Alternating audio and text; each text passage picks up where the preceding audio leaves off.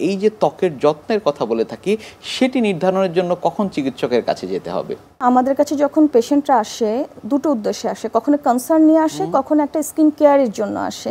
তো সেক্ষেত্রে আমরা কেয়ারের ক্ষেত্রে তাদেরকে একটা সিম্পল একটা টার্গেটেড স্কিন কেয়ার রুটিন তৈরি করে দেই, যেটা সবাই মেনে চলতে পারে। AM এবং PM স্কিন কেয়ার রুটিন, যেহেতু AM এ আমাদের সকালের দিকে বা সারাদিন আমাদের ত্বক অনেক ঝড়ঝাপটার মধ্যে দিয়ে যায়, স্ট্রেস এবং অ্যাগ্রেসর, বাইরের যে ধুলোবালি পলিউশন আমাদের একটা প্রোটেক্টিভ মোডে থাকে, তখন আমাদেরকে স্কিনকে দিতে হয় একটা সুরক্ষা, আমাদের নিচে থেকে সুরক্ষা।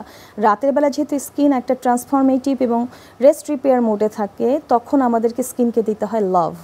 সেই জন্য AM এবং PM স্কিন কেয়ার রুটিনটি খুব জরুরি। আর কনসার্ন অনুযায়ী আমরা যেটা বলি যে যদি তার পিগমেন্টেশন থাকে, তার পিম্পল থাকে, একজিমা থাকে, ফেশিয়াল ডার্মাটাইটিস থাকে বা ওভারঅল হেলথ ইস্যু থাকে, সেই অনুযায়ী তো আমরা টার্গেটেড ট্রিটমেন্ট তাদেরকে দিয়ে থাকি।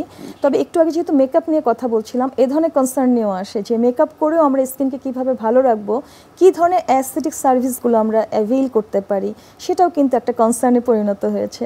সেক্ষেত্রে তখন আমরা তাদেরকে বিভিন্ন ধরনের অ্যাস্থেটিক ফেশিয়াল অ্যাডভাইস করে থাকি। অ্যাস্থেটিক ফেশিয়াল এক একজনের জন্য এক এক রকম, যেমন ড্রাই স্কিনের জন্য, ম্যাচুরি স্কিনের জন্য বা সেন্সিটিভ বা অয়েলি স্কিনের জন্য এটা এক এক ধরনের হয়ে থাকে। অ্যাস্থেটিক ফেশিয়ালের মধ্যে খুব জনপ্রিয় হাইড্রা ফেশিয়াল। এখন হাইড্রা ফেশিয়ালের সিরাম কিন্তু থাকে যেটা এক এক ধরনের স্কিন ভেদে, মানে একটি হাইড্রা ফেশিয়ালের একটা সিরাম দিয়ে সবাইকে আমি করতে পারবো না।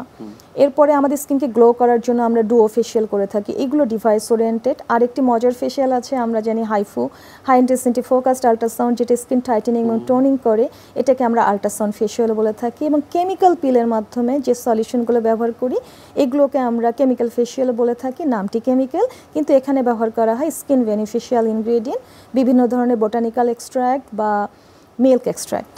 ত্বকের আধুনিক চিকিৎসা সারা বিশ্বের মতো বাংলাদেশে আসলে সব ধরনের সুযোগ সুবিধা রয়েছে কিনা? আমরা এই একটা দিক দিয়ে অনেকখানি এগিয়ে গেছি, কারণ আমাদের ডার্মাটোলজিস্টদের মাঝে একটা যে কম্পিটিশন, এটাকে আমি বলবো যে পজিটিভভাবেই। আমরা কিন্তু সবসময় আপডেটেড থাকছি। বিশ্বের যেখানেই আধুনিক কোনো চিকিৎসা হচ্ছে, অ্যাডভান্স কোনো ট্রিটমেন্ট বা টেকনোলজি হচ্ছে, আমরা সেটি অ্যাভিল করার চেষ্টা করছি।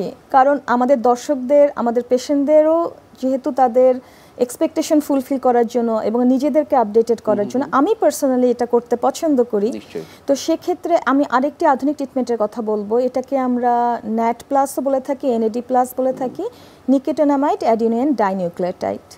এটি এক ধরনের কোএনজাইম যেটি আমাদের সেলুলার এনার্জিকে বাড়িয়ে দেয়, সেলুলার রিস্টোরে হেল্প করে। এবং পেশেন্টকে যখন এক্সিকিউশন করি, এরপরে পেশেন্টের এনার্জি লেভেল বেড়ে যায়, কোলাজেন বুস্ট হয়, অ্যান্টি এইজিংয়ে কাজ করে। এবং অ্যান্টি এইজিং মানে হচ্ছে ageing gracefully, we live longer but we live better.